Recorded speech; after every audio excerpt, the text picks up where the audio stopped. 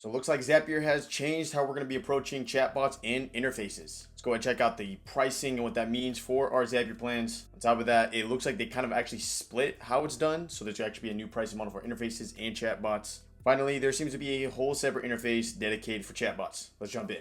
Welcome back to Corbin AI, y'all. This is going to be a video covering Zapier's new updates in regards to chatbots. I am back from traveling. I'm slightly sick. So if I come off in these next couple of videos that you see this week, a little sick, so just keep that in mind. But let's go and dump in. I saw this before I started traveling, and let's see what the implications are of how we can start approaching chatbots. All right, so let's go ahead and just create a new interfaces here, because interfaces is what is paired with these chatbots. As we know, we've been looking at interfaces on this channel for quite a while now, and there is just a ton of different pre-made templates here, as you see, created by Zapier. I think there may be something in the works where there could possibly be more of a public marketplace in this context, due to the fact that, giving access to a ton of people the opportunity to create interfaces and then list them, I think would be a great opportunity. But for now, though, we're just going to check out the chatbot feature. I got a big update, so I'm going to say start from scratch. We started from scratch here. I'm going to come down here to chatbots. All right, so if you're familiar with this channel, you can check out the other videos on this topic. We've done a ton of stuff when it comes to interfaces, specifically chatbots. It seems like they changed the UI here. So as you see, they've created, it's basically we get to select pre-built chatbots. So in this context, that means that across their interfaces, we can actually select a specific chatbot that we would want to use that may be already, pre-fine-tuned with our data and stuff of this nature. So all we can do in this context is basically adjust three variables on the front end of interfaces. It seems like those three things we can adjust are going to be the height of it, the width of it, and the alignment. Everything else is done in the new UI for managing chatbots. So let's go check that out. I'm going to hit manage this chatbot. And as you see, it brings us to the new UI. And just for reference here, they even added it to the sidebar of Zapier. So let me go back here.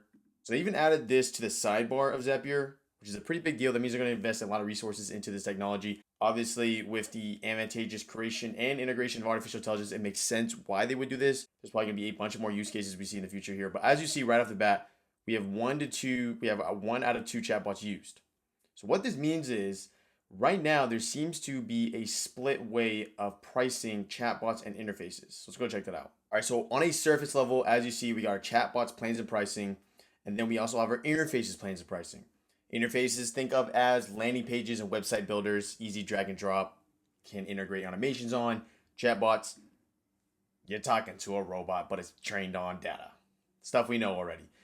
Knowing that, though, it is interesting that the perspective and the direction they're taking now is they split the pricing.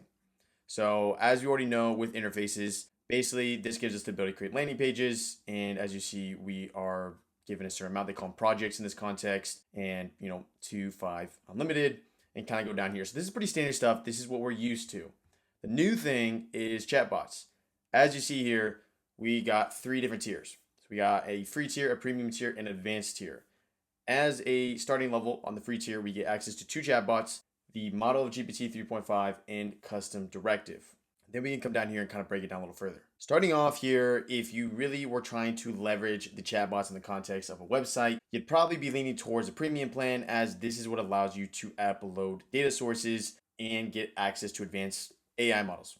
For example, ChatGPT 4. So to be clear though, it seems like the only differentiating feature between the premium plan and the advanced plan is going to be the amount of chatbots in total. So we go from a 5 to a 10, and then removing Zapier logo. So most contexts, most people will probably be leaning towards the premium plan. That being said, it seems like they've split this too. So if you're just using interfaces in the context of just creating landing pages, filling out forms, you won't even need to touch chatbots. They've kind of just split the two there. But if you plan on doing more complex landing pages or stuff of this nature, it now seems like there's a whole separate pricing and monetization of these chatbots. So knowing that, that is why they've created a whole new section to their Zapier front end, where we can actually start editing these chatbots. So now we're in like our quote unquote chatbot here. Let's go ahead and just name it like test bot, so we can see it on the front end of interfaces as well. I'm gonna go ahead and save the changes here. Let's play around with this. Okay, so right now I'm in the free version of this plan. And as you see here, this is gonna be the limited access I get as a free version. So obviously we get, the starting type. This is pretty standard stuff we know. You can either start static, how can I help you, or generated, and then basically a placeholder, input placeholder here. And then from here is our directive. This is very much, as you see, like the tone and style. So you're an AI chatbot, helpful assistant, tone, sarcastic, and stuff of this nature. A bunch of prompting. We've done this before. And as you see here with our current model, current set, we got only access to 3.5. In order to get access to 4, we would have to upgrade to $20 a month. Knowing this, we got the nice little creativity bar here, e.g. Creativity, you want it really low if you don't want it to go too crazy on the outputs. So this is really good at scale. And you want really random if you want more creative outputs. Knowing that, we got the ability to display a disclosure message on the chatbot itself. And then finally, our advanced options here, we can go ahead and change the title of the chatbot and the subdomain of the chatbot. Pretty standard stuff. So most of the stuff is pretty standard. It almost just feels like the ways we were playing around with the chatbots in the past now just got its own separate, UI and, way of editing it. What the biggest thing about this update, I'd say, obviously we got our data here we've done in the past. We got our actions we've done in the past and the style, coloring and stuff of this nature. The biggest thing that is different from this to the past is the fact that now we have the ability to create these chatbots and almost use them throughout our interfaces ecosystem. So as you see here, we got testbot.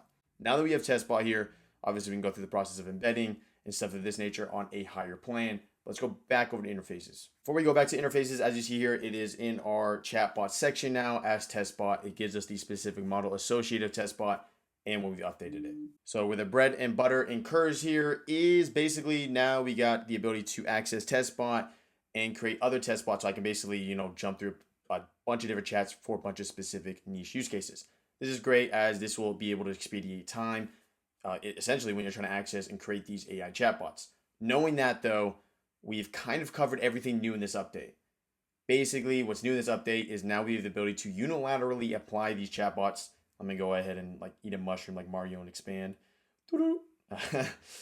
Basically, we have the ability now to create these chatbots and select them so that can limit or increase productivity in the context of using it across their interfaces. They've monetized them now. And on top of that, it basically seems like the most specific use case, and you can probably check it out at the video at the end here, is building a chatbot trained on the data of your website. Therefore, now when a customer comes to your website, they can talk to a pre-trained chatbot. That seems like the biggest use case that I've seen so far of this. So you can check out the end here. I think it's like a 30-minute plus video. I'm a little sick, y'all. So these next couple of videos, I'm gonna be a little sick. But without further ado, I'll see you in the next video. Thanks for tuning in. And yes, surprise, I'm an AI avatar. Make sure to explore more here at Corbin AI, where we demystify AI for your personal and business life. Until next time.